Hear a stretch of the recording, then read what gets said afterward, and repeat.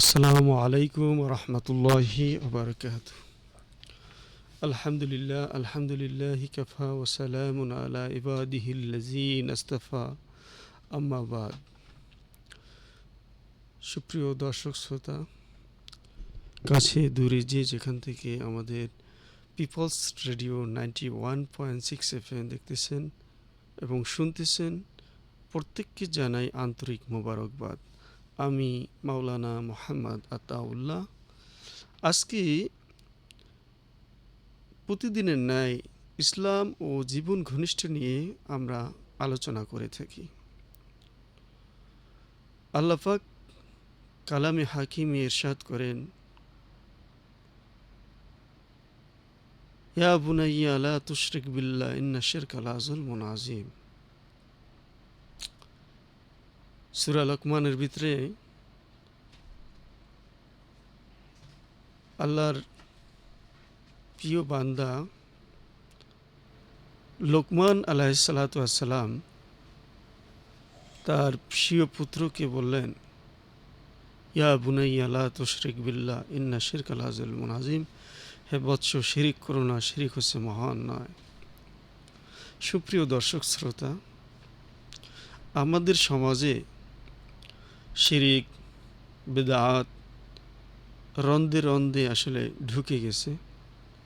কথার মাধ্যমে, ইবাদতের মাধ্যমে, চলার মাধ্যমে, সব কিছুর মাধ্যমেই আমরা যে শিরিক বিদআতে ডুবে যাচ্ছি, দেখা যায় যে আমরা বুঝতে পারি না। তো আজকে এই বিষয়ে স্টুডিওতে কথা বলার জন্য উপস্থিত হয়েছেন বিশিষ্ট মিডিয়া ব্যক্তিত্ব, ইসলামিক স্কলার হজরত মাওলানা ওবায়দুল্লাহ সাহেব। সাহেব কেমন আছেন? আসসালামু আলাইকুম রহমতুল্লাহি ওয়া বারাকাতুহু। আলহামদুলিল্লাহ, ভালো। আপনি ভালো আছেন? জি আলহামদুলিল্লাহ। আল্লাহ পাক রব্বুল আলামিন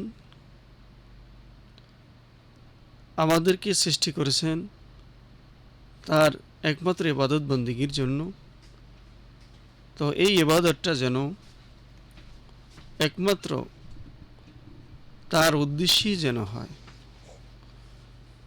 আমরা এক আল্লাহ ছাড়া অন্য কারো যেন আমরা ইবাদত বন্দেগী না করি। কারণ আমরা কালিমা পড়েছি, লা ইলাহা ইল্লাল্লাহু মুহাম্মাদুর রাসূলুল্লাহ সাল্লাল্লাহু আলাইহি সাল্লাল্লাহু আলাইহি ওয়াসাল্লাম, যে আল্লাহ ছাড়া কোনো মাবুদ নাই। রাসূলুল্লাহ সাল্লাল্লাহু আলাইহি ওয়াসাল্লাম আল্লাহ তাআলার বান্দা ও রাসূল। তো আজকে এই বিষয়ে গুরুত্বপূর্ণ আলোচনা রাখবেন হজরত মাওলানা ওবায়দুল্লাহ সাহেব। আচ্ছা সাহেব, আপনার কাছে জানতে চাচ্ছি, আসলে শিরক কি শুধু মূর্তি পূজার মাধ্যমে হয়, না আপনার ইবাদত বন্দেগীর মাধ্যমে হয়, না আমাদের কথার মাধ্যমে হয়, না আমাদের চলার মাধ্যমে হয়? যদি এই ব্যাপারে বিস্তারিত একটু আলোচনা করেন। ধন্যবাদ। আল্লাহ সুবহানাহু ওয়া তাআলা মানুষদেরকে সৃষ্টি করেছেন একমাত্র ইবাদতের উদ্দেশ্যে। আল্লাহ তাআলা সৃষ্টিকর্তা, তিনি খালেক, তিনি মালিক। আমরা যখন স্বীকারোক্তি দিই লা ইলাহা ইল্লাল্লাহু মুহাম্মাদুর রাসূলুল্লাহ, আল্লাহ এক, আল্লাহর কোনো শরীক নাই, তার একাত্মবাদ। আল্লাহ সুবহানাহু ওয়া তাআলার সিফাত, নাম, গুণাগুণ, আল্লাহ তাআলার প্রশংসিত ৯৯ নাম। তো মানুষ শুধুমাত্র তার একাত্মবাদের বিপরীতে যে সমস্ত কথা বলে, মূর্তি পূজা বা অন্যান্য কার্যকলাপ করে সেখানে তো শিরিক আছে বটেই, কিন্তু আমাদের ইবাদতের ভিতরে আমাদের কথাবার্তা, ওঠা বসা, চালচলন, বিভিন্ন রকমে আমরা যে দৈনন্দিন জীবনে যে আমরা কাজ করে থাকি, আমাদের জ্ঞানের ভিতরে হোক, জ্ঞানের বাহিরে হোক, আমরা অজান্তেই অনেক সময় শিরিক করে ফেলে থাকি। আল্লাহ তাআলার কাছে আমরা সমকক্ষ করে ফেলি, তার সিফাত সম্পর্কে, তার রিজিকদাতা সম্পর্কে, তার ইবাদতের ক্ষেত্রেও অনেক সময় আমরা আল্লাহ তাআলাকে আমরা সমকক্ষ মনে করে আমরা শিরিকে অন্তর্ভুক্ত হয়ে যাই। হযরত লুকমান আলাইহিস সালাতু ওয়াস সালাম তার সন্তানকে উপদেশ দিয়েছিলেন যে, হে সন্তান, আল্লাহ তাআলার ইবাদত করো, কিন্তু শিরিক করো না। আর শিরিক হলো একটি মস্ত বড় গুনাহ। আল্লাহ সুবহানাহু ওয়া তাআলা তার বান্দার ভুল ত্রুটি মাফ করে দিবেন। শিরিক একটি গুনাহ, যে গুনাহ আল্লাহ তাআলা মস্ত বড় শাস্তির দিবেন আমাদেরকে। বলা বাহুল্য, যিনি আল্লাহ তাআলার একাত্মবাদ স্বীকার করেছেন, লা ইলাহা ইল্লাল্লাহু মুহাম্মাদুর রাসূলুল্লাহ বলে কালেমাকে স্বীকৃতি দিয়েছেন, তার শেখ, আমি আপনার কাছে জানতে চাইছিলাম যে আসলে এটা কি শুধু ইবাদত বন্দেগীর মাধ্যমে শিরিক করে, না মূর্তি পূজার মাধ্যমে করে, না হাঁটা চলায়, মানে আসলে মানে কিভাবে? সর্বক্ষেত্রেই মানুষ যেমন মূর্তি পূজার মাধ্যমে আল্লাহ তাআলার একাত্মবাদ যখন স্বীকার করেছে, আল্লাহ তাআলা এক, আল্লাহ অলমাইটি, আল্লাহ সর্বশক্তিমান, আল্লাহ তাআলার সেখানে যে একজন মূর্তিকে দেবতা হিসেবে দেখে তাকে প্রণাম করে, তাকে সেভাবেও মানুষ শিরক করে থাকতে পারে। আমরা তো জানি যে বিভিন্ন জায়গায় আসলে অনেক জায়গায় মাজার রয়েছে, যে জায়গায় দেখবেন অনেক সাধু বাবারা থাকে, আপনার সিজদা করতেছে, তারপর সেখান থেকে ধুলা নিয়ে গায়ে মাখতেছে, আবার দেখা যায় সেখানে ধুলা নিয়ে আবার গলায় বাঁধতেছে, সুতা বাঁধতেছে, তারপর সিজদা করতেছে। আসলে এটা কতটুকু যুক্তিসঙ্গত? আসলে এতে কি শিরিক হচ্ছে না? হ্যাঁ, বটেই। আল্লাহ তাআলা তার আহ, আল্লাহ তাআলা সর্বশক্তিমান, তিনি এক এবং অদ্বিতীয়, এখানে তার সাথে কোনো শরিক করা তো যাবেই না। কিন্তু কিছু লোক সমাজে দেখা যায় যারা মনে করে যে অমুক জায়গায় গেলে বা অমুকের কাছে গেলে, অমুকের কাছে গেলে সেখান থেকে আমরা একটা ফায়দা লুটাতে পারবো, বা অনেক ক্ষমতাশালী। যেমন এই পৃথিবীতে যখন সৃষ্টি হয়, আগুনকে দেখলো মানুষ, তখন মনে করলো আগুন দ্বারা এত কিছু করতে পারে, আগুন জ্বালিয়ে দিচ্ছে, আবার রান্নাবান্নার কাজে ব্যবহার হচ্ছে, এত শক্তিশালী, তাই মানুষ আগুনের পূজা শুরু করলো।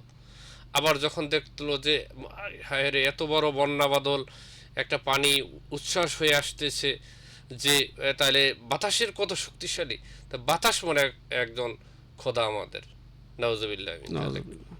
তো এভাবেই করিয়া সমাজে শিরিকের উত্থান হয়েছিল। সেই আমরা থেকে আমরা মাজার, যেহেতু যে একজন মাজারে যে শুয়ে আছে, হয়তো তিনি আল্লাহ আল্লাহর ওলি, কিন্তু যিনি মারা গেছেন মুহাম্মদুর রাসূলুল্লাহ সাল্লাল্লাহু আলাইহি ওয়াসাল্লাম, মহান নবী সাল্লাল্লাহু আলাইহি ওয়াসাল্লাম, যখন তাকে সালাম দেওয়া হয়, তখন ফেরেশতারা তার সালাম মদিনা রওজা শরীফে পৌঁছে দেওয়া হয়, এবং সেই মুহাম্মদুর রাসূলুল্লাহ সাল্লাল্লাহু আলাইহি ওয়াসাল্লাম রওজা থেকে সালামের উত্তর দিয়ে থাকেন। আল্লাহ তাআলা হাবিব মুহাম্মদুর রাসূলুল্লাহ সাল্লাল্লাহু আলাইহি ওয়াসাল্লাম একথা বলেছেন। কিন্তু আল্লাহ তাআলার যিনি কবরস্থ শুয়ে আছেন, জানি না সে আল্লাহ ওয়ালা কিনা বা আল্লাহর ওলি কিনা, বা কিন্তু কিছু লোক দেখা যাচ্ছে সেখানে সিজদা করতেছে, নাউজুবিল্লাহি মিন যালিক। এটা তো মস্ত বড় গুনাহের কাজ, কারণ মানুষ তো মানুষকে সিজদা করতে পারে না, কারণ একমাত্র আল্লাহ তাআলাকেই মানুষ সিজদা করবে, যিনি মানুষকে সৃষ্টি করেছেন। হজরত আদম আলাইহিসসালাম যখন সৃষ্টি হলেন তখন তিনি সিজদায় লুটিয়ে পড়েছিলেন আল্লাহ তাআলার কাছে। এটা যে যে যখন আমরা জানি তো এই যা মুসলিম জাতির পিতা ইব্রাহিম আলাইহিসসালাম, তার পিতা ছিল আজর। তিনি কিন্তু মূর্তি বানিয়ে বানিয়ে বিক্রি করতেন হাটে বাজারে। তো একদিন আহ, আজর তার সন্তান ইব্রাহিম আলাইহিসসালামকে বললেন যে তুমি যাও এই মূর্তিগুলো বাজারে গিয়ে বিক্রি করো। তখন ইব্রাহিম আলাইহিসসালাম তিনি বুঝতে পারলেন যে আসলে একটা মূর্তি সে নিজেকে রক্ষা করতে পারে না, না অপরকে রক্ষা করতে পারে। সে নিজেই আসলে অক্ষম, সে কিভাবে আসলে মানুষকে রক্ষা করবে? সে কখনোই খোদা হতে পারে না। যখন ক্রেতারা যখন এই মূর্তি ক্রয় করতে আসলো, তখন তাদেরকে তিনি বললেন যে দেখো, এই মূর্তিটা আসলে না হাঁটতে পারে, না চলতে পারে, আসলে এর কোনো অদৃশ্য কোনো শক্তি নাই, সে নিজেই নিজেকে রক্ষা করতে পারে না। এই যে দেখো, সে এই দেখো আমি ধরছি বা ছেড়ে দিচ্ছি, সে পড়ে যাচ্ছে, সে নিজেই রক্ষা করতে পারছে না। তোমরা কি এই সমস্ত মূর্তি কি ক্রয় করবে কিনা? তখন এই মূর্তি ক্রয় না করে ক্রেতারা চলে গেল। তখন ইব্রাহিম আলাইহিসসালামের পিতা আজর তাকে জিজ্ঞাসা করলেন, বাবা কি খবর, মূর্তিগুলো বিক্রি করতে পারো নাই? সে বলল, না আসলে এই মূর্তি আসলে কেউ কিনতে ক্রয় করতেছে না। কিন্তু ইব্রাহিম আলাইহিসসালাম ওখানে একটু হেকমত খাটিয়েছেন, যাতে এই মূর্তিগুলো নিয়ে যাতে মানুষ শিরক বিদআতের ভিতরে যেন ডুবে না যায়, লিপ্ত না হয়। এবং কিন্তু শিরিকের কিন্তু একটা পর্যায়ে আছে। এভাবে কিন্তু শিরিক বিভিন্ন জায়গায় ছড়ানো ছিটানো আছে। আপনারা দেখবেন পাক ভারত উপমহাদেশে অনেক পীর আউলিয়া ইকরামরা এই দেশে আবাদ করেছেন। আমি জি, বলবো যে সারসিনার মরহুম নেসারউদ্দিন আহমদ রহমতুল্লাহ রহমাতুল্লাহ আলাই, আলাইহি। তিনি কিন্তু এই দেশে ইসলামের জন্য অনেক কাজ করে গেছেন।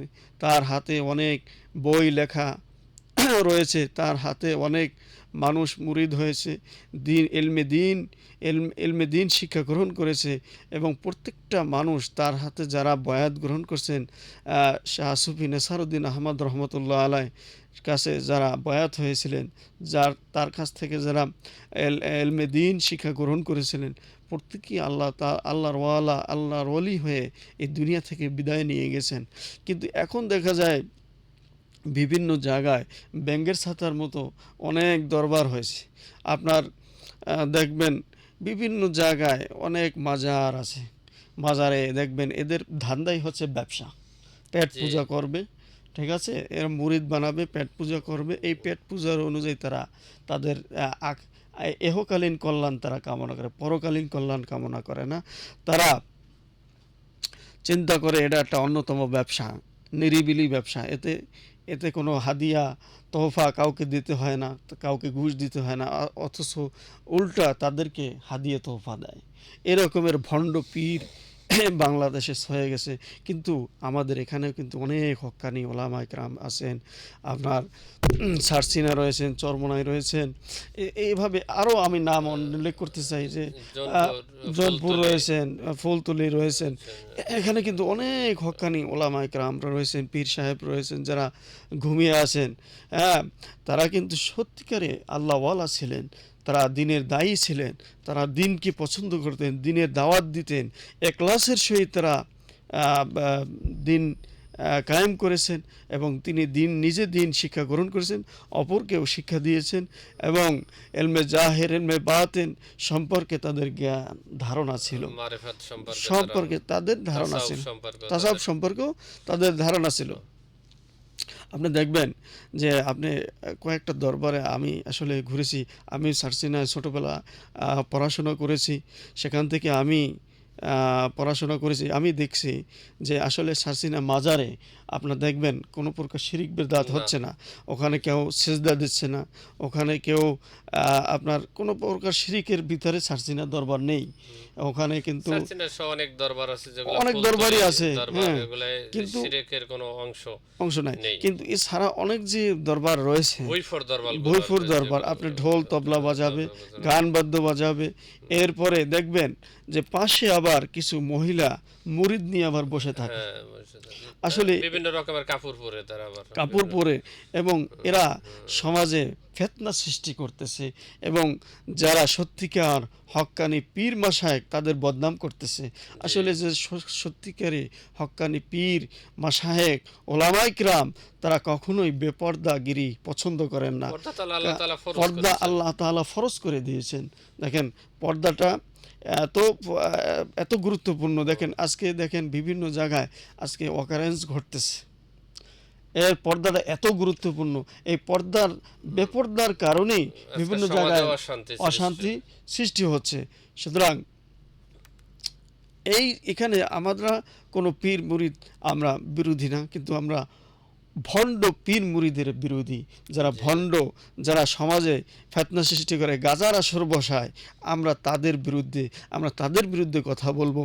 যে যারা কোরআন সুন্নাহ বিরোধী, জি, শিরিক বিদআতের ভিতরে যারা ডুবন্ত আছে, তাদের বিরুদ্ধে আমরা সোচ্চার হব, দেশ জাতি সোচ্চার হবে। আমরা যারা হক্কানি আলেম আছেন, হক্কানি ওলামায়ে কেরাম, কিন্তু কিছু কিছু আছে যারা আলেম নামে ওলামায়ে সু, হ্যাঁ, জি, যারা খারাপ আলেম, তারা, সুবিধাবাদী যে দেখি হ্যাঁ, তারা দাবিতে হয়। হ্যাঁ, খারাপ আলেম, তারা কিন্তু এই আপনার যারা শিরিক বিদআত করে তাদের কাছে যায় এবং তাদের ওখানে স্টেজে উঠে আবার বয়ান করে, মানুষও বোঝে যে হায় আল্লাহ, এই এই এত বড় মস্ত বড় একজন মাওলানা সাহেব এখানে এসে ওয়াজ নসিহত করছে, অবশ্যই এই দরবারটা হক দরবার। আসলে হক দরবার আমরা কি বুঝি? কোরআন সুন্নাহ ইজমা কিয়াস অনুসারে যে দরবারটা ভালো চলে, ইলমে হ্যাঁ, মারিফাত, হ্যাঁ, ইলমে তাসাউফ শিরিক যেখানে শিক্ষা বেদাত করে। মুক্ত, তাদেরকে আমরা অনুসরণ করব। তো শায়েখ, আমি বলতে চাচ্ছি যে এখন দেখা যায় অনেক বেদাতের ভিতরেও আছে কুল্লু বেদাতিন দলালা, দলালা। প্রত্যেক বেদাতই পথভ্রষ্ট। এখন দেখা যায় যে আমরা সমাজে অনেক বেদাত শিরিক করি। আসলে এটার কুফলটা কি, আসলে পরকালে তাদের শাস্তিটা কি, এ ব্যাপারে যদি একটু বলেন। আলহামদুলিল্লাহ, আল্লাহ সুবহানাহু ওয়া তাআলা বান্দাদেরকে সৃষ্টি করেছেন একমাত্র ইবাদতের উদ্দেশ্যে। আল্লাহ তাআলার ইবাদত করবে। এবং সূরা কাহফের শেষ আয়াতে বলে ওয়ালা ইউশরিক বিইবাদাতি রাব্বিহি আহাদা, যে মানুষ যে ইবাদতটা করবে সে ইবাদতটা হতে হবে শিরক মুক্ত। তো সমাজে যে এখন ইবাদতের নামে বিভিন্ন রকম কৃষ্টি কালচার যেগুলো সৃষ্টি হয়েছে, একজন হক্কানি আলেম তিনি নিজে ইসলামী জ্ঞান সম্পর্কে ইসলাম সম্পর্কে তার জ্ঞান থাকতে হবে, কোরআন তেলাওয়াত সহি থাকতে হবে, এবং ইলমে মারিফাত, ইলমে শরিয়ত সম্পর্কে তার যথেষ্ট জ্ঞান থাকতে হবে। তো এই জ্ঞানগুলো যখন তার ভিতরে আরোহিত হবে, নিজে আল্লাহ আল্লাহ হয়ে যাবে, তখন তিনি আরেকজনকে তিনি ইসলাম সম্পর্কে, মারিফাত সম্পর্কে, তাসাউফ সম্পর্কে, দ্বীনের বিভিন্ন বিষয়ে মাসলা মাসাইল, জীবন বিধান, এক কথায় হলো জীবন বিধান সম্পর্কে মানুষদেরকে আহ্বান করবে এবং নিজে সে অনুযায়ী তার আমল করবেন। শিরকের আসলে প্রধান শাস্তিগুলো যদি একটু সংক্ষেপে বলতেন। শিরিক মস্ত বড় গুনাহ। হযরত লোকমান আলাইহিস সালাতু ওয়াস সালাম তার সন্তানকে তিনি উপদেশ দিয়েছিলেন যে শিরিক যিনি করেন তার জন্য আল্লাহ তাআলা পরকালে জাহান্নাম, যে শিরিকের এত বড় মস্ত বড় গুনাহ যে সে গুনাহ ক্ষমার যোগ্য নয়। যেমন অন্যান্য কবিরা গুনাহ যদি কেউ তওবা করে তা আল্লাহ তাআলা তার তওবা ক্ষমা করে দিবেন, কিন্তু শিরিক এমন একটা গুনাহ যেটা ওরা তো দেখা যায় যে নামাজ পড়ে অনেকে আসলে, দেখা যায় যে অনেকে নামাজ পড়ে, পাঁচ ওয়াক্ত নামাজ পড়ে, কিন্তু রেগুলার পড়ে না। দেখা যায় যে আবার ৫ ওয়াক্ত জায়গায় ৩ ওয়াক্ত পড়ে, ২ ওয়াক্ত পড়ে। আবার যখন সমাজে যখন আটকে যায়, যখন মানে সবাই নামাজ পড়ে, সবাই সেই নামাজ ক্ষেত্রে পড়ে, আমরা সেক্ষেত্রে এখন আসলে নিজে নামাজ-টামা পড়লে কেমন হয়? কেমন হয়? দেখা যায় বিনা ওযুতে দেখা যায় অনেক লোক নামাজ পড়ে। হুম, এটা কিন্তু এক প্রকার শিরকি। এটা মস্ত বড় গুনাহ, সোজা মস্ত বড় গুনাহের কাজ। কারণ সে ওই সমাজকে আসলে দেখাইলো, সমাজকে আল্লাহ ভয় তাআলার পাইলো। ভয়ে তার অন্তরে জাগ্রত নাই, কিন্তু এতে সমাজের ভয়তে হ্যাঁ, লোক হ্যাঁ। দেখানোর জন্য, লোক দেখানোর ইবাদতটা একটা গুনাহের কাজ, এই শিরক এর মতো কাজ, রিয়ার কাজ। রিয়া ইবাদত বারবার করতে করতে মানুষের অন্তরে একটা মরিচা পড়ে যায়। সেটাই আসলে লোক দেখানোর জন্য আসলে আমার আমার বেয়াই আসছে, মেয়ে জামাই বিবাহ আসছে। দিয়েছি, এখন আহ, যদি দাড়ি না রাখি, এখন যদি টুপি না মাথায় দেই, বয়স হয়ে গেছে, এটা না। কিন্তু আল্লাহ এখানে হচ্ছে যে আল্লাহর ভয়ে আমার অন্তরে জাগ্রত হতে হবে, যে আমি কোন সময় মারা যাবো আমি কেউই জানি না। অনেকে আবার দেখা যায় যে সমাজে যে একজন হুজুর দেখলো, একজন পরেজগার লোক দেখলো, বা এমনি সাধারণ লোক দেখলো, দেখা যায় পকেট থেকে সে তসবিহ বাইর করে সে জিকির করতেছে জোরে জোরে। দেখা যায় যে উনি দেখাচ্ছে যে আমি যে খুব খুব পরেজগার আদেল, লোক, আবেদ লোক, মোত্তাকি লোক, যে মোত্তাকি লোক। আমাকে মানুষ ভালো বলবে। এই রকমের কিছু বিষয় দেখা যায় সমাজে। দেখবেন যে মসজিদ থেকে বের হয়েছে, যে মসজিদে বসে দুনিয়ার গালগপ্প করতেছে, অথচ দেখা যায় যখনই লোক আসে তখন সে সালাতে দাঁড়িয়ে যায়, সালাত পড়ে, আবার দেরিতে রুকু করে, সিজদা করে, আবার তসবিহ তাহলিল পড়ে, আবার মানুষকে আবার সৎ পথের আদেশ দেয়, অসৎ পথ থেকে ফিরিয়ে রাখার জন্য সে চেষ্টা করে। এরকমের কিছু লোকজনও দেখা যায় সমাজে আছে। আছে। তাদের জন্য আল্লাহ পাকের করুণ পরিণতি কাল রোজ হাসরের ময়দান দেখা যাবে। যে একমাত্র শাস্তি হচ্ছে যে তাদের ক্ষমা না পাওয়া অন্যতম অপরাধ। তওবা ছাড়া যদি আম, মারা যায়, আল্লাহ তাআলা শিরকের গুনাহ কখনোই ক্ষমা করবেন না। যদিও এর বাইরে অন্য যে কোনো ইচ্ছা করলে তিনি ক্ষমা করে দিতে পারেন, একমাত্র শিরকের গুনাহ আল্লাহ তাআলা মাফ করবেন না। কিন্তু জেনে শুনে যদি কেউ শিরক করে সেই গুনাহ আল্লাহ তাআলা মাফ করবেন না। কিন্তু জেনে শুনে যদি না জানিয়ে যদি শিরক করে, সেই গুনাহটা আল্লাহ হয়তো মাফ করে দিতে পারে। এবং এর যে ভয়াবহতা, যে চিরস্থায়ী জাহান্নামী, সে জাহান্নামে চিরস্থায়ী থাকবে, তার জাহান্নাম অনন্তকাল। অনন্তকাল থাকবে। মৃত্যুবরণ করবে, তার ঠিকানা হবে জাহান্নাম, সেখানে তাকে চিরকাল থাকতে হবে। জান্নাত তার জন্য হারাম হয়ে যাবে, জান্নাত তার জন্য হারাম হারাম হয়ে হয়ে যাবে। যাবে। এবং সকল নেক আমল তার ধ্বংস হয়ে যাবে। সকল সে জীবনে যত নেক আমল করেছে, নামাজ পড়েছে, রোজা রেখেছে, হ্যাঁ, তো জিকির আজগার করেছে, তসবিহ তাহলিল করেছে, হজ করেছে, জাকাত করেছে, এইগুলো সবই তার ইবাদত শূন্য হয়ে যাবে। সে আহ, বলবে কাল রোজ হাসরের ময়দানে যে আমি রব্বুল আলামিন, আমি তো নামাজ পড়েছি, আমি তো রোজা রেখেছি, দান সাদকা করেছি, রমজান মাসে 30টি রোজাই রেখেছি, এবং আমি ঈদ কোরবানিতে গরিব দুঃখী মেহনতি মানুষদের পাশে দাঁড়িয়েছিলাম, আমি তাদেরকে কাপড় দিয়েছি, ফেতরার টাকা দিয়েছি, জাকাতের টাকা দিয়েছি। কিন্তু আজকে আমার জন্য এই জান্নাতের বাধা হয়ে কেন দাঁড়াইলেন? এই ব্যাপারে যখন আল্লাহ পাক রব্বুল আলামিনকে বান্দা প্রশ্ন করবে, বান্দাকে বলবে যে যে সূরা ইয়াসিনের ভিতরে আছে যে আলিয়াউমা নাখতিমু আলা আফওয়াহিম ওয়া তুকাল্লিমুনা আইদিহিম ওয়া তাশহাদু আরজুলুহুম, যে তখন হাত পা। হ্যাঁ, তখন বলবে আলিয়াউমা নাখতিমু আলা আফওয়াহিম, তার মুখ সাক্ষী দেবে। হ্যাঁ, যে মুখ দ্বারা তুমি আসলে মিথ্যা কথা বলেছো, মুখ ঠিক। দ্বারা তুমি আসলে মানুষদেরকে বলেছো যে আমি এই জাকাত দিই, ফেতরা দিই, আসলে তোমার এটা উদ্দেশ্য ছিল অন্য। হ্যাঁ, তুমি মানুষকে আসলে দেখানো। দেখানোর উদ্দেশ্যে। হ্যাঁ, তারপরে যদি তুমি নাও করে থাকো ইবাদত বন্দিগি, তুমি যদি ওখানে বসে মিথ্যা কথা বলার চেষ্টা করো, তখনও কিন্তু রব্বুল আলামিন তার হুকুমে মুখ থেকে, জবান থেকে বের হয়ে যাবে তোমার সত্য কথা। হ্যাঁ, তারপরে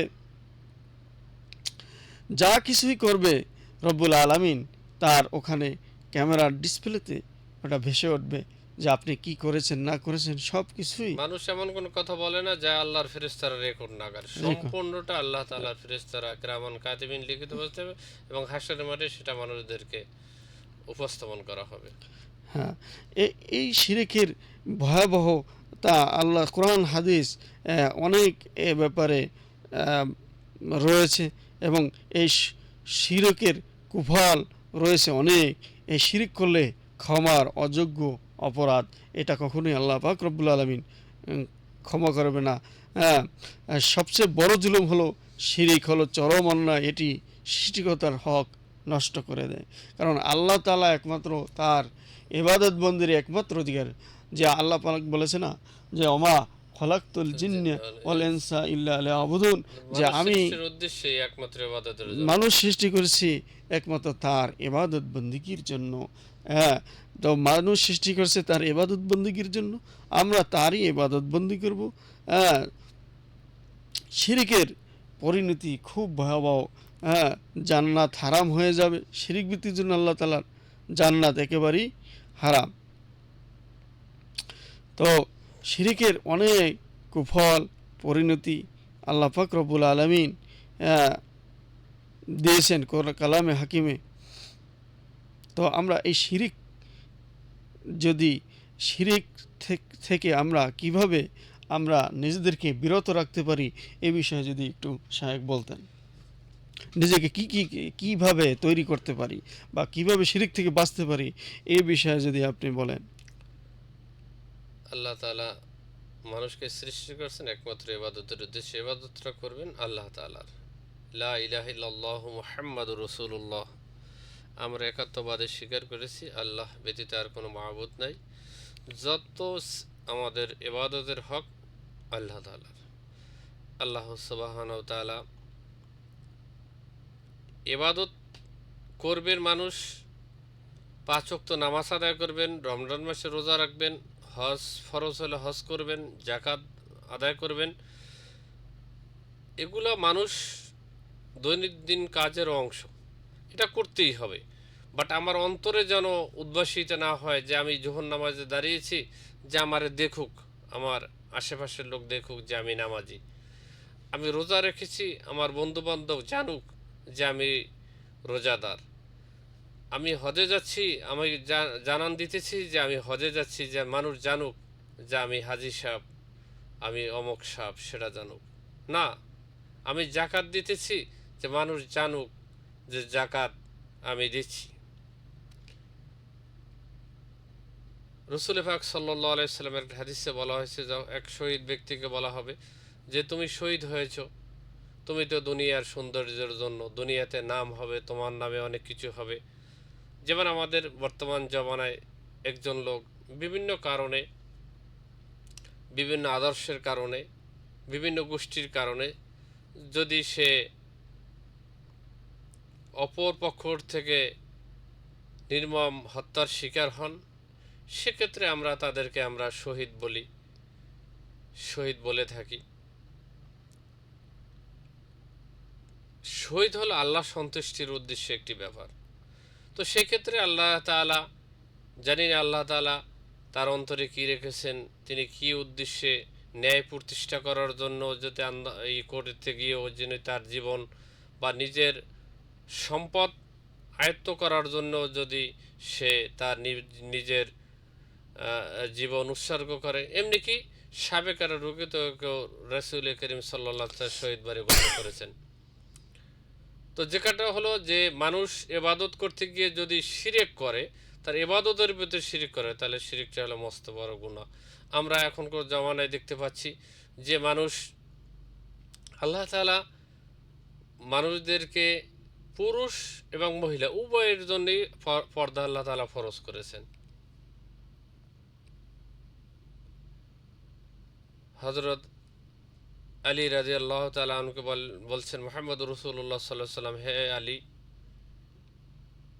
বেকানা নারীর দিকে তাকানো যাবে না। যে মানুষকে প্রথম দৃষ্টি যত হঠাৎ করে নিক্ষেপ হয়, সেটার পরেই মানুষ কী করবে, তার চেহারা মোবারককে তার অন্যদিকে ফিরিয়ে নেবে, যাতে করে ওই পর নারীর সে সৌন্দর্য উপভোগ করতে না পারে। আল্লাহ তাআলা পর্দা ফরজ করেছেন, কিন্তু আমরা পর্দা সম্পর্কে বেখবর, আমরা পর্দা মানতে রাজি না। আমরা যারা মানতে রাজি তারা আবার পুরোপুরি রাজি না। সেম আল্লাহ তাআলা সুদকে হারাম করেছেন, আমরা কেউ মানতে রাজি, কেউ মানতে রাজি না, কেউ বিভিন্ন উপকরণের মাধ্যমে এটাকে হালাল করার জন্য চেষ্টা করি। শিরকও এরকম এবাদতের ভিতরে মানুষের লেগে গেছে, খাবার ভিতরেও শিরিক লেগে গেছে, চলার ভিতরেও শিরিক লেগে গেছে। যে একজন আর একজনকে যদি একটা চলার পথে যদি একটা ধাক্কা খায়, তারপর বলে যে ওখানে আর একটা ধাক্কা লাগাতে হবে, আবার হাতটা লাগাতে হবে, নইলে আবার অমঙ্গল হবে। যে ওখানে যে পড়ে গেছো ওখানে আবার একটা মাথা লাগাতে হবে বা হাতটা লাগাতে হবে বা এই লাগাতে হবে, যে অমঙ্গল হবে। বাসা থেকে বের হওয়ার সময় যদি দরজার সাথে একটি মানে একটু ঘর্ষণ লাগে বা অন্য কিছু একটা আঘাত লাগে, তা বলে যে না এটা অমঙ্গল, এই রওনাটা সঠিক হবে না। আবার অনেক বিভিন্ন চর অঞ্চলে বিভিন্ন জায়গায় দেখবেন বিভিন্ন মাজার আছে, যে মাজারের যিনি পীর আছেন, বর্তমান পীর আছেন, যিনি যাকে উদ্দেশ্য করে এই মাজারটা তৈরি হয়েছে, তিনি তো দুনিয়াতে নেই। এবং যারা এটার উত্তরাধিকারী হিসাবে লালন পালন করেন, দেখবেন তাদের না আছে নামাজ, না আছে রোজার, ইসলামী সম্পর্কে তাদের কোনো ধারণাই নেই।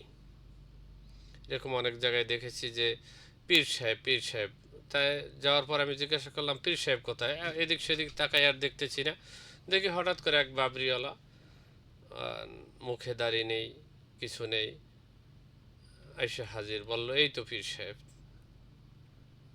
তো যিনি পীর হবেন, যিনি মানুষকে সৎ কাজে উপদেশ দেবেন, তিনি অবশ্যই ইসলামী জ্ঞান সম্পর্কে ধারণা থাকতে হবে, কোরআন তেলাওয়াত সহি থাকতে হবে, ইলমে মারিফাত থাকতে হবে এবং ইলমে তাসাউফের শিক্ষা থাকতে হবে। দেখুন, আমাদের দেশে যে বর্তমান যে শিক্ষা ব্যবস্থাটা চালু আছে, সে শিক্ষা ব্যবস্থাটা 200 বছর আগে বা 300 বছর আগে এই যে বর্তমানে একাডেমিক শিক্ষা ব্যবস্থা সেটা ছিল না। মানুষ সর্বপ্রথমে ইউরোপে এই শিক্ষা ব্যবস্থার ধরন শুরু হয়। তো পৃথিবীর শুরু লগ্ন থেকেই, মানুষ সৃষ্টির পর থেকে মানুষ তার লেনদেন, ওঠা বসা, কথাবার্তা, খাওয়া দাওয়া সবই চলতেছিল। কিন্তু তখন কিন্তু এই একাডেমিক শিক্ষা ব্যবস্থা ছিল না। মুহাম্মদুর রাসূলুল্লাহ সাল্লাল্লাহু আলাইহি ওয়াসাল্লাম, আপনারা জানেন, আমরা জানি, সবাই জানি, যে আহলে সুফফারা এক জায়গায় অবস্থান করতেন। সেখানে আহলে সুফফারা যারা থাকতেন তারা দিন সম্পর্কে জ্ঞান আহরণ করতেন,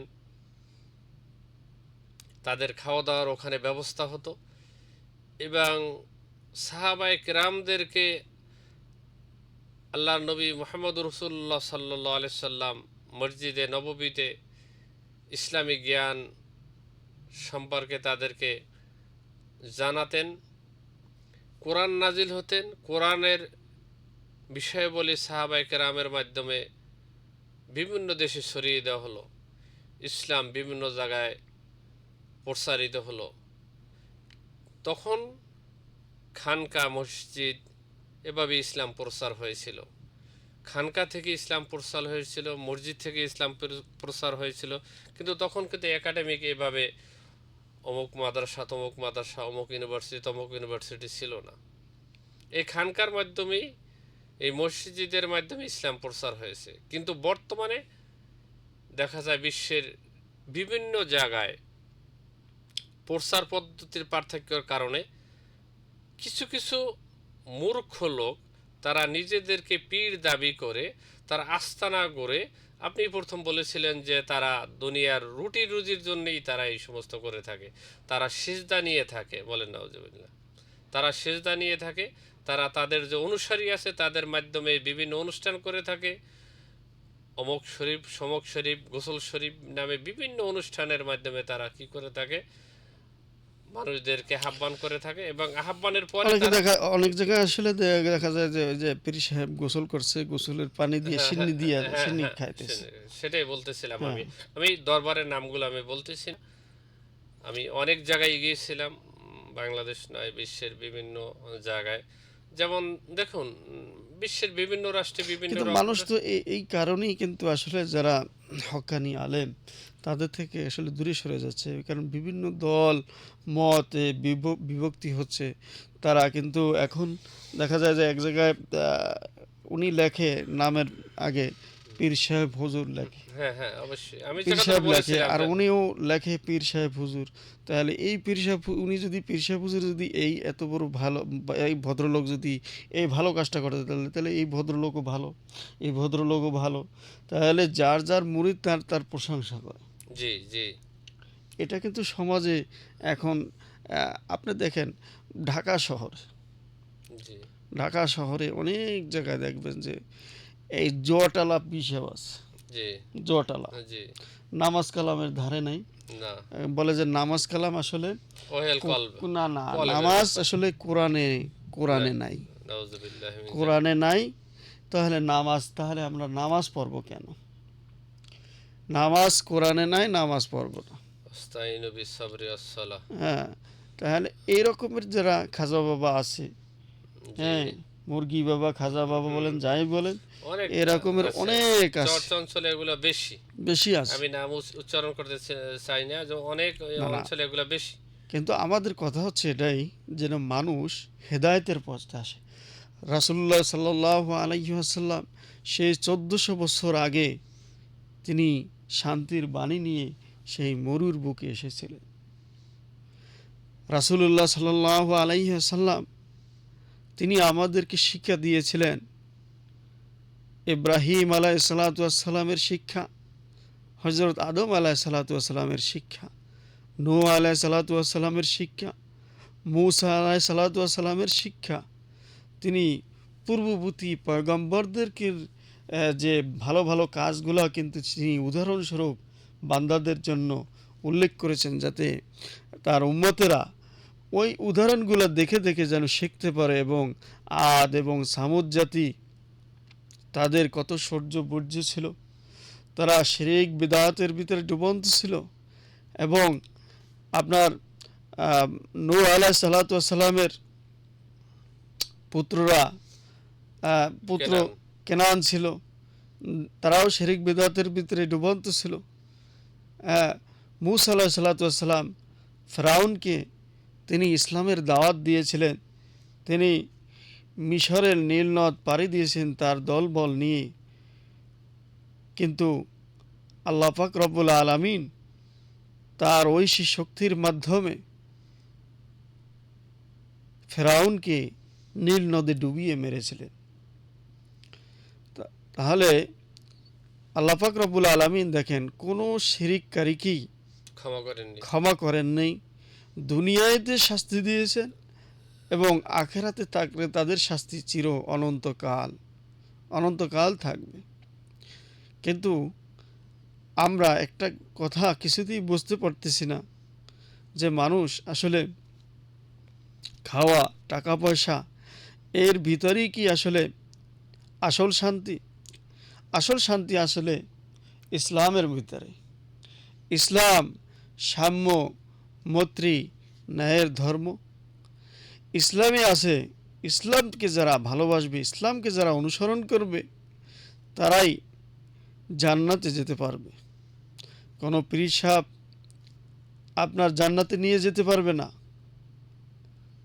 কোনো জান্নাতে নিতে পারবে একমাত্র জান্নাতের ফয়সালা হলো তার ইবাদতের মাধ্যমে, সেটা ইবাদতের হলো মাধ্যমে, আল্লাহর শিরক মুক্ত ইবাদতের মাধ্যমে। শিরক মুক্ত ইবাদতের মাধ্যমে, আর বাকিগুলো হলো দুনিয়াতে নামাজ রোজা, এগুলো উছিলার মাধ্যমে। উসিলার মাধ্যমে। যে আমাদের শাফায়াত করবেন রাসূল আকরাম সাল্লাল্লাহু আলাইহি ওয়াসাল্লাম। সাল্লাল্লাহু আলাইহি ওয়াসাল্লাম। আমরা যদি তার ইবাদত বন্দেগী করি, আমরা যদি তার যে সুন্নতগুলো আমরা আমল করতে পারি, যেমন আমরা 5 ওয়াক্ত সালাতের পূর্বে পরে কিছু সুন্নত রয়েছে, সেগুলো যদি আমরা আদায় করতে পারি, জোহরের পূর্বে কিছু সুন্নত রয়েছে, জোহরের পরে, আসরের আগে পরে, আগে এবং মাগরিবের আগে পরে সুন্নত রয়েছে, সেগুলো আমরা আদায় করতে পারি। তসবিহ, তাহলিল, দুরূদ শরীফ, হুজুর আকরাম সাল্লাল্লাহু আলাইহি ওয়াসাল্লামের উপর দুরূদ স্বয়ং আল্লাহ পাক রব্বুল আলামিন সে নিজেই পড়েছেন। যে আছে ইন্নাল্লাহা ওয়া মালাইকাতাহু ইসাল্লুনা আলান নবী ইয়া আইয়ুহাল্লাযীনা আমানু সাল্লু আলাইহি ওয়া সাল্লিমু তাসলিমা। যে ইন্নাল্লাহা ওয়া মালাইকাতাহু ইসাল্লুনা আলান নবী, আমার ফেরেশতা কুল কায়নাত সমস্তকে নিয়ে নিয়ে আমি দুরূদ পড়তেছি রাসূলুল্লাহ সাল্লাল্লাহু আলাইহি সাল্লামের উপর, হে মানব মণ্ডলী, মানব মণ্ডলীর উদ্দেশ্যে। তো রাসূলুল্লাহ সাল্লাল্লাহু আলাইহি ওয়াসাল্লামের উপর বেশি বেশি আমরা দুরূদ পড়তে পারি। আল্লাহ তাআলার একাত্মবাদে বিশ্বাসের পাশাপাশি আল্লাহ পাক রব্বুল আলামিন যে এক অদ্বিতীয় খোদা এবং একমাত্র তারই উপরই ভরসা তাওয়াক্কুল করতে হবে এবং একমাত্র তারই ইবাদত বন্দেগী করতে হবে। আর এই ইবাদত বন্দেগীটা আমাদের ত্রুটি মুক্ত হতে হবে, কোনো প্রকার ভেজাল ছাড়া নির্ভেজালভাবে আমাদের এই ইবাদত বন্দেগীটা করতে হবে। আমাদের এই ইবাদত বন্দেগীটা যেন স্বচ্ছ হয়। আপনি দেখবেন উজু করতে শীতের সিজনে আপনার দেখবেন উজু ঠান্ডার ভিতরে আমরা যারা যাদেরকে বলি মোত্তাকি যারা তাকওয়াবান, যারা আল্লাহকে ভয় করে, যে চিন্তা করে যে আমি যদি এই নামাজটা যদি আমি না পড়ি তাহলে কাল রোজ হাশরের ময়দানে প্রথমে আমার হিসাব হবে এই সলাতের, যে আউয়ালু মা ইউহাসাবু বিহিল আবদু ইয়াউমাল কিয়ামাতিস সলা, কিয়ামতের দিন সর্বপ্রথম এই নামাজের হিসাব হবে। এবং সে যদি চিন্তা করে যে এই নামাজ যদি আমি না পড়ি কাল রোজ হাশরের ময়দানে আমাকে জাহান্নামের আগুনে জ্বলতে হবে। হুজুর আকরাম সাল্লাল্লাহু আলাইহি ওয়াসাল্লাম জীবনের শেষ ক্রান্তি লগ্নে মৃত্যুর পূর্ব মুহূর্তে তিনি বলে গেছিলেন আসসালাত আসসালাত আসসালাত। তিনি নামাজের কথাই বারবার বলে গিয়েছে। তিনি হুজুর আকরাম সাল্লাল্লাহু আলাইহি ওয়াসাল্লাম তিনি যখন জামাতের নামাজে যেতে পারেন নাই, তখন তিনি জানলা দিয়ে সাহাবায়ে কেরামদের অসুস্থ ছিলেন। আজকে কিন্তু আখিরি চাহার সোমবার, যে তো তিনি কিন্তু ওই জানলা দিয়ে কিন্তু দেখতেন যে সাহাবায়ে কেরামের নামাজ পড়ার দৃশ্য।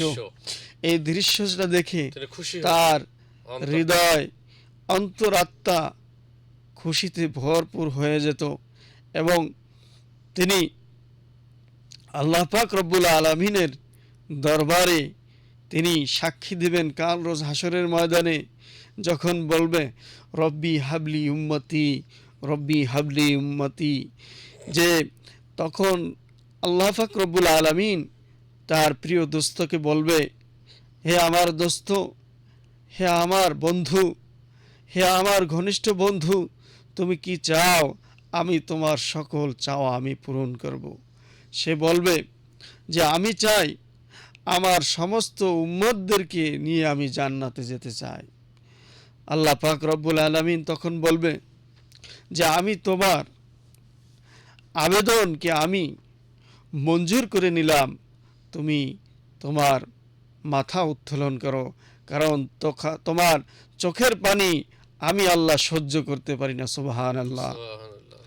হুজুর আকরাম সাল্লাল্লাহু আলাইহি ওয়াসাল্লামের আজকে হচ্ছে আখিরি চাহার সোমবার, যে এই দিনই কোনো রেওয়ায়ত আছে যে এই দিনই রাসূল আকরাম সাল্লাল্লাহু আলাইহি সাল্লাম আরোগ্য লাভ করেছিলেন, রোগ মুক্তি লাভ করেছিলেন সফর মাসে শেষ দিনে, যে রাসূল আকরাম সাল্লাল্লাহু আলাইহি সাল্লাম রোগ মুক্তি লাভ করেছিলেন এবং আল্লাহ পাক রব্বুল আলামিন তাকে পরিপূর্ণ সুস্থতা দান করেছিলেন। সাহাবায়ে কেরামও খুশিতে আত্মহারা হয়ে গেছিলেন, কারণ রাসূল আকরাম সাল্লাল্লাহু আলাইহি সাল্লাম তিনি নিজে নামাজ আদায় করেছিলেন।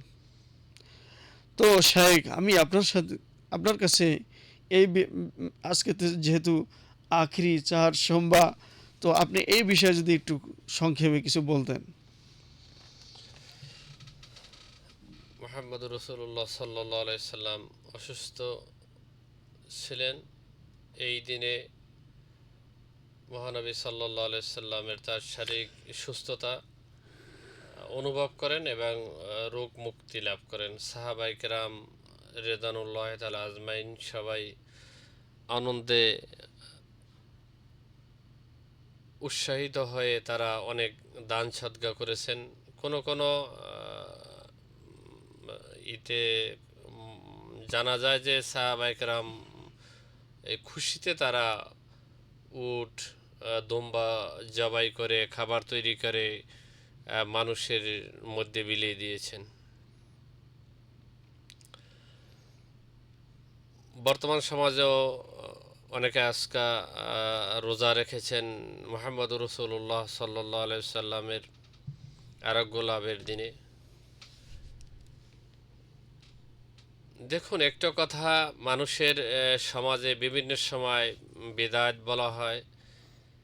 একটা বিষয় আলোচনা করলে তার পরিসমাপ্তি দেওয়াটা কঠিন হয়ে যায়, বিদায় বিভিন্ন একই দিনে সব বিষয়ে আলোচনা করা যায় না।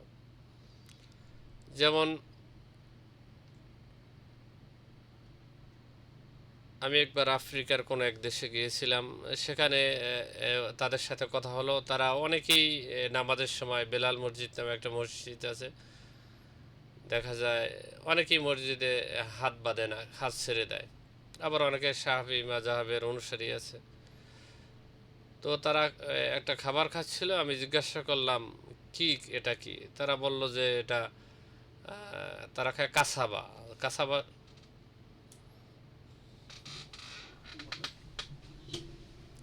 কাসাবা শব্দ একটা, কাসাবা আমাদের দেশেও পাওয়া যায়। কাসাবাটা হলো এই রুটি জাতীয় আটা জাতীয় একটা খাদ্য যেটাকে করা হয়, এবং সে সাপের কিছু অংশ দিয়ে খাচ্ছিল। তা আমি বললাম, তো মুসলমান তো সাপ খাওয়া ঠিক না, জায়েজ নাই। তো উনি বলল যে উনি এ সম্পর্কে জানে না। তো ইসলামে কিছু কিছু বিধান আছে যে এক মুসলমান খেলো, তারপর আর একটা হলো সে অনেক রাষ্ট্রে দেখা যায় ভোর রাত্রে কিয়ামুল লাইলের জন্য বা তাহাজ্জুদের জন্য আজান দেওয়া হয়। এখন আমি যদি না জানি তাহলে আমি মনে করব যে আজানটা দিয়েছে মনে হয় ফজরের আজান দিয়েছে। আমাদেরকে জানতে হবে যে ইসলাম সম্পর্কে আমাদের জ্ঞান আহরণ করতে হবে, জানতে হবে। হুজুর পাক সাল্লাল্লাহু আলাইহি সাল্লাম আজ এই দিনে রোগ মুক্তি হয়েছেন, তিনি মসজিদে এসেছেন, নামাজ পড়িয়েছেন। তো শাইখ, এখানে আমি একটু যোগ করি যে রাসূল আকরাম সাল্লাল্লাহু আলাইহি ওয়াসাল্লাম আসলে এখনও কিন্তু জাদুটোনা আছে, বা বিভিন্ন জায়গায় বিভিন্ন দেশে অনেকে সেহের করে। আসলে অনেক হুজুর দেখলে অনেক সাধারণ মানুষ বলে, হুজুর আমার মেয়েকে সেহের করছে বা আমার ছেলেকে সেহের করছে, ছেলেটা আগের মতো খাইতে পারতেছে না, বা সে একটু অমনোযোগী, দেখা যায় দিন দিন শুকিয়ে যাচ্ছে, আমার ছেলেটাকে সেহের করছে। পড়ালেখায় হ্যাঁ, মন অনেক বসতেছে সময় না, সেহের এরকম করছে, কিন্তু এটা সত্য যে এখনও এই জাদুবিদ্যা রয়েছে বিভিন্ন জায়গায়। আপনি দেখবেন ফেসবুক, টুইটার, বিভিন্ন জায়গায় তন্ত্র মন্ত্র ভরে গেছে। মানে ক্ষতি করা, ভালো করা, উভয়েরই কিন্তু অ্যাড দিচ্ছে বিভিন্ন জায়গায়। আসলে জি মানুষ এর দ্বারা অনেক সময় বিপদগ্রস্ত হচ্ছে। বিভিন্ন জায়গায় থেকে অনেক বড় মোটা অঙ্কের টাকা এরকম তারা হাতিয়ে নিচ্ছে। তো রাসূল আকরাম সাল্লাল্লাহু আলাইহি ওয়াসাল্লাম তিনি তার জীবদ্দশায় যে এই যে এক ইহুদি এক দাসীর মাধ্যমে কিন্তু তিনি জাদু সেহেরগ্রস্ত হয়েছেন, তখন কিন্তু ওহির মাধ্যমে রাসূল আকরাম সাল্লাল্লাহু আলাইহি ওয়াসাল্লামকে জানিয়ে দিয়েছিল যে কুল আউযু বিরাব্বিল ফালাক মিন শাররি মা খালাক ওয়া মিন শাররি ওয়াসিকিন ইযা ওয়াকাব ওয়া মিন শাররি নাফাসাতি ফিল উকাদ ওয়া মিন শাররি হাসিদিন ইযা হাসাদ। তো এই যে আয়াতে কারিমা, এই যে সূরা নাস এবং ফালাক, এই দুইটা পড়ে রাসূল আকরাম সাল্লাল্লাহু আলাইহি সাল্লাম ফুঁক দিয়েছেন। ফুঁক দেওয়ার সাথে সাথে প্রত্যেকটা তার গিট কিন্তু খুলে গিয়েছে, এবং এই খুলে যাওয়ার কারণে আপনার রাসূল আকরাম সাল্লাল্লাহু আলাইহি ওয়াসাল্লাম কিন্তু তার জীবদ্দশায় তিনি কিন্তু রাসূল আকরাম সাল্লাল্লাহু আলাইহি ওয়াসাল্লাম তিনি শিখিয়ে দিয়েছিলেন যে আসলে আমি আল্লাহ তাআলার পয়গম্বর, কিন্তু তার আমি আল্লাহ তাআলার পয়গম্বর, তারপরও আমাকে সেহের করছে।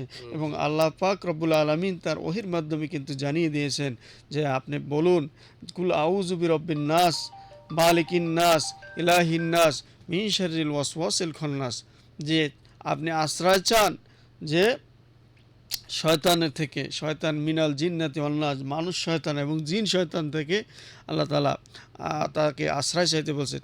মানুষ শয়তান তো আসলে দুই প্রকার, একটা মানুষ শয়তান আর একটা হচ্ছে জিন জিন শয়তান। শয়তান। তবে এখন বর্তমানে যে অবস্থা, যে মানুষ জিনের চেয়েও মানুষ শয়তানের মানুষ শক্তি, মানুষ শয়তানের শক্তি অনেক বেশি, প্রবঞ্চনা বেশি। প্রবঞ্চনা। এক ভাই দেখা গেল অনেক বড় লোক, টাকা পয়সার মালিক, ধন দৌলতের মালিক, চিন্তা করে তাকে একটু যদি ক্ষতি করা যায় তার সম্পদের মালিক হওয়া যাবে, এরকমের প্রবণতাও আছে। আবার দেখা যায় স্বার্থের কারণে আপন মানুষের ক্ষতি করতেছে, আপন মানুষের ক্ষতি করতেছে। এটা এই যে ক্ষতিগ্রস্ত হচ্ছে, যে রাসূল আকরাম সাল্লাল্লাহু আলাইহি সাল্লাম, এটা যে আল্লাহ জানতো, কি এটাও কিন্তু আল্লাহ জানতো যে রাসূল আকরাম সাল্লাল্লাহু আলাইহি সাল্লামকে এই ক্ষতির সম্মুখীন হতে হবে, জাদুর এটা আল্লাহ সম্মুখীন হতে সবই হবে, জানতো। ক্ষতি হতে। কিন্তু এটা আল্লাহ তাআলা লীলা করা, কারণ রাসূল আকরাম সাল্লাল্লাহু আলাইহি সাল্লাম প্রেরিত হয়েছে বুইস্তু মুআল্লিমান, যে আমি আমি শিক্ষক হিসাবে শিক্ষক এখানে হিসেবে, যে আমাকে দেখে দেখে মানুষ অনুসরণ করবে। যে হুজুর আকরাম সাল্লাল্লাহু আলাইহি সাল্লাম তার গোটা 63 বছরের জিন্দেগিটাই হচ্ছে আমাদের জন্য শিক্ষা। কারণ তিনি যেটা করেছেন, তিনি যেটা বলেছেন, তিনি যেটা, তার কথা, কাজ, কর্ম, পদ্ধতি, চলাফেরা সব কিছুই হুজুর আকরাম সাল্লাল্লাহু আলাইহি সাল্লামের উত্তম নমুনা। এই নমুনা আমাদের অনুসরণ করা উচিত। দেখা যায় সমাজে আল্লাহ তাআলা বলেছেন যে রসুল আমাদের জন্য আদর্শ। রসুল আমাদের আদর্শ, ঠিক আছে। কিন্তু আমি বলতে চাচ্ছি যে এই যে হুজুর আকরাম সাল্লাল্লাহু আলাইহি সাল্লাম যখন রোগ মুক্তি লাভ করেছিল, তখন আবু বকর, ওমর, ওসমান রাদিয়াল্লাহু তাআলা আনহু, তারা কিন্তু কেউ উট দান করছে, কেউ উট জবাই করেছে, কেউ কেউ স্বর্ণের দিরহাম তিনি কিন্তু তারা মানুষের মাঝে সদকা বিলিয়ে দিয়েছেন, সদকা করেছেন। এভাবে কিন্তু শুকরিয়া আদায় করেছিলেন। হুজুর আকরাম সাল্লাল্লাহু আলাইহি সাল্লামকে এত তারা ভালোবাসতেন, এত মহব্বত করতেন, যে কোনো জিনিসই হুজুর আকরাম সাল্লাল্লাহু আলাইহি সাল্লামের জন্য তিনি নিবেদিত প্রাণ ছিলেন। সাহাবায়ে কেরামরা, আলী রাদিয়াল্লাহু তাআলা আনহু, তিনিও অনেক দান করেছেন। এই হুজুর আকরাম সাল্লাল্লাহু আলাইহি সাল্লাম যখন রোগ মুক্তি হয়েছিল, রাসূল আকরাম সাল্লাল্লাহু আলাইহি সাল্লামের এই আখিরি চার সোমবার, এটা আমরা সুক্রিয়াতান। এই দেখেন ভারতীয় উপমহাদেশে, ভারত বলেন, পাকিস্তান বলেন, ইন্ডিয়া বলেন, প্রত্যেক দেশেই কিন্তু এই দিনটাকে পালন করে থাকে, জি জি। পালন করতে। আজকে দেখেন বাংলাদেশে আজকে এই দিবসগুলোকে রাষ্ট্রীয়ভাবে আজকে ছুটি ঘোষণা করছে। এটা সরকারকে এজন্য আন্তরিক মোবারকবাদ, কারণ শিক্ষা প্রতিষ্ঠান এটা শিক্ষা প্রতিষ্ঠান এটা বন্ধ করে দিয়েছে। কারণ এটা বন্ধ করলে, এটা যে বন্ধ করে দিয়েছে, তার মাধ্যমে এই শিক্ষক বলেন, ছাত্র বলেন, সমাজ বলেন, দেশ বলেন, জাতি বলেন, তারা বুঝতে পারবে যে আসলে এটা বন্ধটা কিসের জন্য। বন্ধটা এই আখিরি চাহার সোমবার, যে আজকে এই আখিরি চাহার সোমবারটা কি, এটার যে এক্সপ্লেনেশনটা, ব্যাখ্যাটা তারা বুঝতে পারবে, যে এই কি ব্যাখ্যাটা তারা বুঝতে পারবে। এই ব্যাখ্যাটা তারা বুঝতে পারবে যে আসলে আজকে এই দিনে এই আমাদের প্রিয় নবী হযরত মুহাম্মদ রাসূলুল্লাহ সাল্লাল্লাহু আলাইহি সাল্লাম অসুস্থ ছিলেন, জাদুবিদদের দ্বারা তিনি রোগ মুক্তি হয়েছেন, এবং সাহাবায়ে কেরাম রিদওয়ানুল্লাহ তাআলা আজমাইন শুকরিয়া আদায় করে, তারা যে শুকরিয়া আদায় করছে সেটা আমাদের যারা নিউ ন্যাশন আছে, নূতন প্রজন্ম আছে, তাদেরকে আমরা পৌঁছে দিতে পারতেছি। হ্যাঁ, তো রাসূল আকরাম সাল্লাল্লাহু আলাইহি সাল্লামের এই যে আমরা তার কাছ থেকে যে শিক্ষা গ্রহণ করেছি, যে হুজুর আকরাম সাল্লাল্লাহু আলাইহি সাল্লাম তিনিও জাদু টনাগ্রস্ত হয়েছিলেন। তো আমরা গ্রামগঞ্জে অনেকেই দেখে, যে অনেকে বলে যে আমার ছেলেটাকে ক্ষতি করছে, আমার মেয়েটাকে ক্ষতি করছে, আমার বাবাকে ক্ষতি করছে, বা আমার ভাইকে ক্ষতি করছে। এভাবে কিন্তু একটা দোষারোপ একটা করে গ্রামগঞ্জে, বলে হ্যাঁ ছড়িয়ে পড়তে ছড়িয়ে পরে আছে বা বলতেছে মানুষ। বলতেছে। আসলে কথা কিন্তু সত্যি, যে কিছু সেহের দ্বারা, জাদুবিদ্যার দ্বারা কিছু ক্ষতিগ্রস্ত হচ্ছে না এমন না, হচ্ছে। তো যারা সঠিক চিকিৎসা করে, সঠিক যারা চিকিৎসা নিচ্ছে তাদের কিন্তু আমলের মাধ্যমে আমলের সম্ভবত, মাধ্যমে হ্যাঁ। তারা কিন্তু মুক্তি পাচ্ছে। কারণ আল্লাহর রাসূল সাল্লাল্লাহু আলাইহি সাল্লামকে কিন্তু শিক্ষা দিয়েছেন যে বাবা আদম আলাইহিস সালাম দেখেন তিনি ভুল করেছেন, ভুলে করার পর তিনি আবার তওবা করছেন, আল্লাহ তাআলা আবার তওবা গ্রহণ কবুল করেছেন। করছেন। এবং কি উসিলা দিয়া? লা ইলাহা ইল্লাল্লাহু মুহাম্মাদুর রাসূলুল্লাহ। এখন দেখেন লা ইলাহা ইল্লাল্লাহু মুহাম্মাদুর রাসূলুল্লাহ সাল্লাল্লাহু আলাইহি সাল্লামের উসিলা দিয়ে আসলে মাপ পাওয়া যায়, তিনি শিখিয়ে দিয়েছেন। আবার আদম আলাইহিস সালামকে তিনি আবার কিন্তু দোয়া শিখিয়ে দিয়েছেন যে তুমি বলো রব্বানা যালামনা আনফুসানা ওয়া ইল্লাম তাগফির লানা ওয়া তারহামনা লানাকুনান্না মিনাল খাসিরিন। রব্বুল আলামিন, আমি আমার নফসের উপর জুলুম করেছি, অত্যাচার করেছি, তুমি যদি ক্ষমা না করো, মাফ না করো, আমি ওই জাহান্নামে জ্বলে পড়ে সারখার হয়ে যাব, ক্ষতিগ্রস্তের অন্তর্ভুক্ত হয়ে যাব। তিনি আল্লাহ পাক রব্বুল আলামিন তাকে কিন্তু এই দেওয়া শিখিয়ে দিয়েছেন। তেমনিভাবে যে মা বাবার জন্য কিভাবে দোয়া করতে হয়, মা বাবা যেন কবরে যেন শান্তিতে থাকে, সে দোয়াও কিন্তু রব্বুল আলামিন শিখিয়ে দিয়েছেন। হ্যাঁ, শিখিয়ে দিয়েছেন, রব্বির হামহুমা কামা রব্বায়ানি সগীরা, সেটাও কিন্তু আল্লাহ পাক শিক্ষা দিয়েছেন। এরপরে দেখবেন যে হুজুর আকরাম সাল্লাল্লাহু আলাইহি সাল্লাম, আল্লাহ পাক রব্বুল আলামিন তিনি যে জাদু, তিনি সেহেরে তাকে যে ক্ষতিগ্রস্ত করছে তাদেরকে শিক্ষা দেওয়ার জন্য তিনি কিন্তু এই সূরা নাস ফালাক কিন্তু নাজিল করেছেন। কেউ যদি ক্ষতিগ্রস্ত হয়, ক্ষতিগ্রস্ত অনুভব করে, দেখা যায় যে অনেকে মনে করে যে অনেকে কিন্তু দেখা যায় যে অনেকে সেহেরের কিছু কিন্তু আলামত আছে, যে জাদুগ্রস্ত হয় তার কিন্তু একটা আলামত থাকে, একটা শরীরের ভিতরে আলামত দেখে যে তিনি বারবার একটা কাজ ভুল করেন, দেখা যায় একটা জিনিস তিনি করছেন, তার মনে হচ্ছে যে না এই জিনিসটা আসলে করছি বা করি নাই, মনে থাকে না। এটা কিন্তু সেহেরের একটা অন্যতম আলামত। তো এই জন্য আমি বলবো যারা এই রকমের অনুভব করেন, যারা এরকমের যারা জাদুগ্রস্ত আসলে ভাবেন যে আসলে আমি অনেক জিনিস ভুলে যাচ্ছি, বা একটা কাজ করেছি কিন্তু আবার মনে হলো যে না এই কাজটা আমি করি নাই, এই রকমের যদি মনে হয় তাহলে মনে করতে হবে যে আসলে আমি জাদুগ্রস্ত বা সেহের যুক্ত হতে পারে। এজন্য সূরা নাস ফালাক পড়ে বুকে ফু দিতে পারেন, অথবা সাতবার পরে পানিতে ফু দিয়া খেলেও হয়তো আল্লাহ তাআলা শেফা করতে পারে। এটা হচ্ছে রাসূল সাল্লাল্লাহু আলাইহি সাল্লামের শিক্ষা। কারণ রাসূল আকরাম সাল্লাল্লাহু আলাইহি সাল্লাম তিনি নিজেও এটা শিক্ষা দিয়ে গেছেন। তো আমরা এভাবে রোগমুক্ত হতে সূরা ফাতিহা পড়েও আমরা পানিতে ফু দিয়ে খেতে পারি, তাতেও আল্লাহ তাআলা শেফা দান করবে। কিন্তু বেশি বেশি আমরা আস্তাগফিরুল্লাহ পড়তে পারি, বেশি বেশি আস্তাগফিরুল্লাহ পড়তে পারি। আস্তাগফিরুল্লাহ যখন মনে হবে যে না আমার এই জিনিসটা বারবার মনে হচ্ছে, এই জিনিসটা আমি বারবার ভুল করতেছি, তখন আমরা বারবার যদি আমরা আস্তাগফিরুল্লাহ এভাবে যদি আমরা পড়তে পারি, তাহলে দেখা যায় আমরা এই সেহের মুক্ত থাকতে পারি, বা আমাদের সেহেরটা কেটে যেতে পারে। তো তো রাসূল আকরাম সাল্লাল্লাহু আলাইহি সাল্লাম ছিলেন বিশ্ব মানবতার মুক্তির দূত, রাহমাতুল লিল আলামিন, যাকে দিয়েছিলেন সম্মান, মর্যাদা, ইজ্জত একমাত্র রাসূল আকরাম সাল্লাল্লাহু আলাইহি সাল্লাম। তিনি চরিত্রের সার্টিফিকেট এই দুনিয়ায় দিয়ে গেছেন, অন্য কেউ কিন্তু আর দিতে পারে না, পারছে আর অন্য কেউ দিতে পারেন। রাসূল আকরাম সাল্লাল্লাহু আলাইহি সাল্লাম তিনি নিজে চরিত্রের সার্টিফিকেট দিয়ে গেছেন। রাসূল আকরাম সাল্লাল্লাহু আলাইহি সাল্লাম শান মান মর্যাদা সামনে আছে। আবার রবিউল আউয়াল মাস আসতেছে, এই রবিউল আউয়াল মাসে আমরা হুজুর আকরাম সাল্লাল্লাহু আলাইহি সাল্লাম যে গোটা ৬৩ বছরের জিন্দেগি আমরা সামনে আলোকপাত করব। হুজুর আকরাম সাল্লাল্লাহু আলাইহি সাল্লামের শান মান মর্যাদা আমরা আলোচনা করব, যাতে দেশ জাতি জানতে পারে নবী মুহাম্মদুর রাসূলুল্লাহ সাল্লাল্লাহু আলাইহি সাল্লাম কে ছিলেন, তার কর্ম কী ছিল, তার একটি ফোন কল আসছে। হ্যালো, আসসালামু আলাইকুম। নাম বলে প্রশ্ন করুন। হ্যালো, জি বলুন, শুনতে পাচ্ছি। জি, এটা কি কোন শো? এটা পিপলস রেডিও 91.6 FM। ফোন দিয়েছেন আপনি? জি জি জি। এখন কোনো প্রোগ্রাম হচ্ছে? জি, এখন কি প্রোগ্রাম হচ্ছে এটা? এটা ইসলামিক প্রোগ্রাম। আপনার প্রশ্ন থাকলে প্রশ্ন করুন। না না না। হ্যালো, আসসালামু আলাইকুম হুজুর। ওয়ালাইকুম সালাম।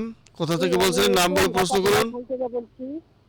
জি, আমি প্রায় আপনাদের অনুষ্ঠানটা শুনে যে এখনো শুনতেছি। আমি প্রায় অসুস্থ থাকি। এমনকি এমন অসুস্থ যে যেগুলো বললেন যে ভুলা যায়, এগুলো তো আমার সাথে হইতাছে।